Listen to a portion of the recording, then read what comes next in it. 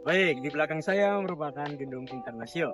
Gedung Internasio didirikan pada akhir abad ke-19 dan dulunya merupakan kantor perusahaan dagang Belanda. Arsitekturnya yang megah melambangkan kejayaan perdagangan Belanda di masa kolonial. Gedung Internasio ini menjadi saksi peristiwa tewasnya Jenderal Malabi sehingga memicu pertempuran 10 November. Oke, selanjutnya di belakang saya adalah Jembatan Merah yang merupakan ikon Surabaya. Nah, ini juga menjadi saksi adanya baku tembak antara pasukan Belanda dan warga lokal. Nah, dulunya di sekitaran Jembatan Merah ini merupakan aktivitas perdagangan lokal dan pedagang asing bertemu. Dan terakhir di belakang saya merupakan gedung D Javas Bank, merupakan cikal bakal dari Bank Indonesia. Arsitekturnya yang khas merupakan perpaduan antara Art Deco dan elemen lokal, menggambarkan kemegahan ekonomi Surabaya di masa lalu. Kini, gedung ini difungsikan sebagai museum yang menyimpan berbagai benda bersejarah mengenai perbankan.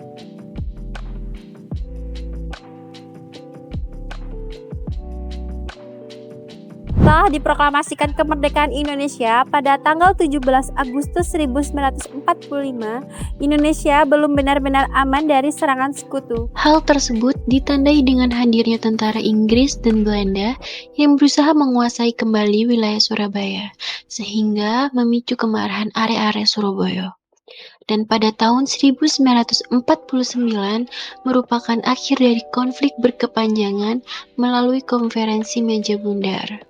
Setelah dinyatakan benar-benar merdeka, Indonesia memasuki masa Orde Lama.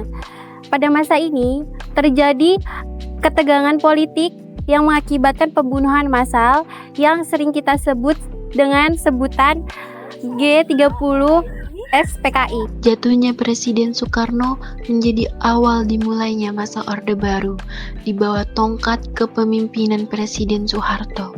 Tetapi pada masa ini pula, kebebasan berpendapat dan media dikontrol ketat oleh pemerintah. Korupsi merajalela hingga terjadinya krisis ekonomi Asia pada tahun 1997 yang akhirnya memicu gerakan reformasi dan menggulingkan kepemimpinan Presiden Soeharto. Pada masa reformasi, masyarakat sipil aktif dalam memperjuangkan hak asasi manusia dan reformasi sosial. Dan hingga saat ini, Indonesia menganut sistem demokrasi. Munculnya berbagai partai politik dan organisasi masyarakat sipil membuka ruang dalam hal kebebasan berpendapat, serta transparansi pemilihan umum yang dapat dipilih langsung oleh rakyat.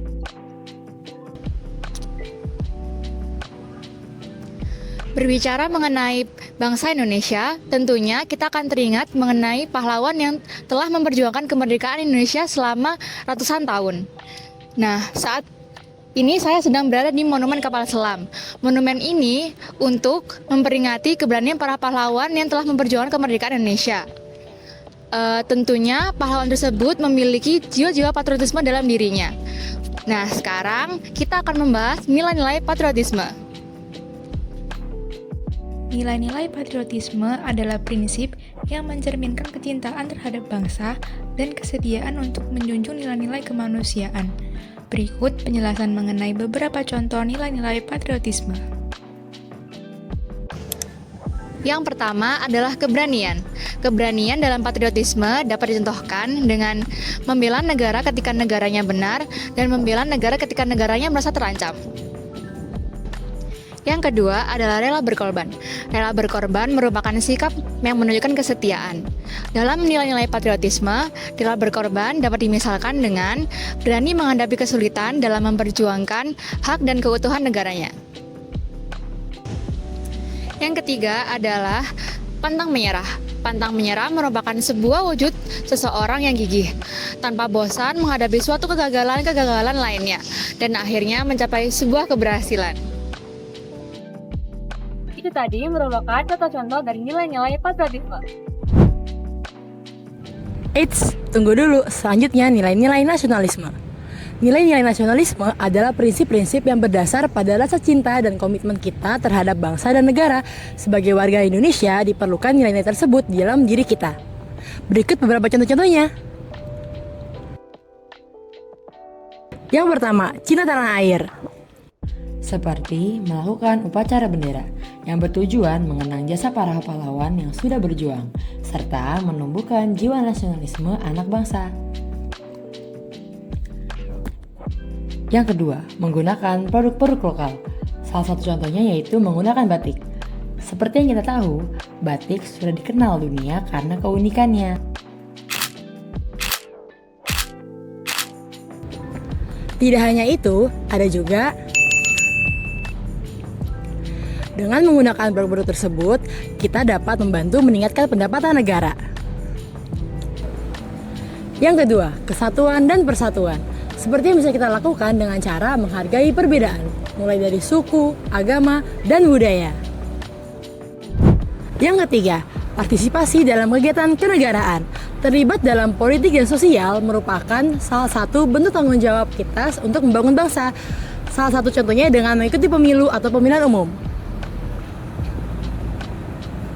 Dengan berpartisipasi dalam pemilu, masyarakat memiliki kesempatan untuk memberikan suara mereka dan mempengaruhi pembentukan kebijakan dan arah negara.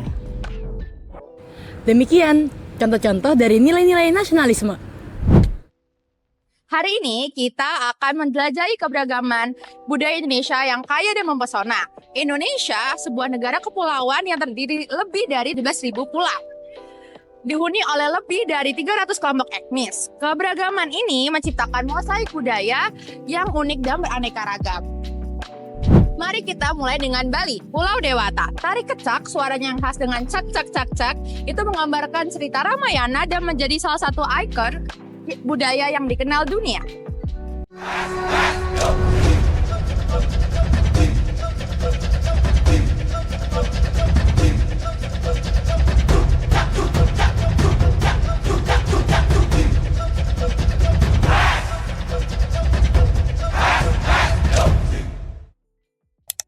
Di Sulawesi Selatan, kita menemukan keunikan rumah adat Tongkonan dari suku Toraja. Rumah-rumah ini terkenal dengan atap melengkung dan ukiran kayu yang indah, mencerminkan kepercayaan leluhur mereka. Suku Batak di Sumatera Utara memiliki pakaian adat yang khas dan upacara adat yang meriah. Salah satu upacara terkenalnya adalah Mangkonal Holi, yaitu pemindahan tulang belulung leluhur. Tidak hanya seni dan juga arsitektur, keberagaman Indonesia juga dapat kita lihat dari segi hidangannya. Di Jawa Tengah, kita dapat mencicipi sebuah hidangan yang bernama gudeg, sebuah hidangan yang terbuat dari nangka muda dan juga rempah-rempah yang memiliki rasa manis.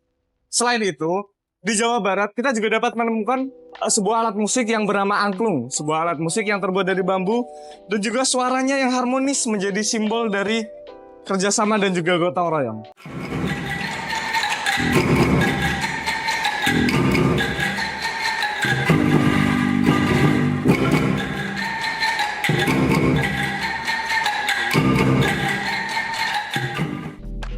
Di Papua, kita dapat menemukan sebuah upacara berpat atau yang biasa disebut sebagai upacara bakar batu. Upacara tersebut biasa dilaksanakan sebagai acara memasak bersama dan juga melibatkan seluruh anggota komunitas. Di sini menunjukkan kebersamaan dan juga rasa saling berbagi.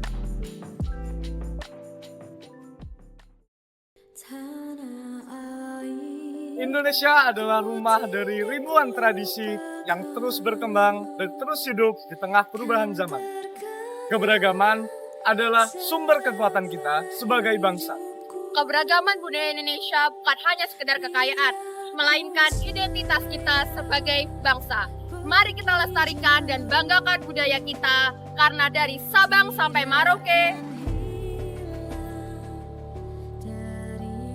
kita adalah satu Indonesia.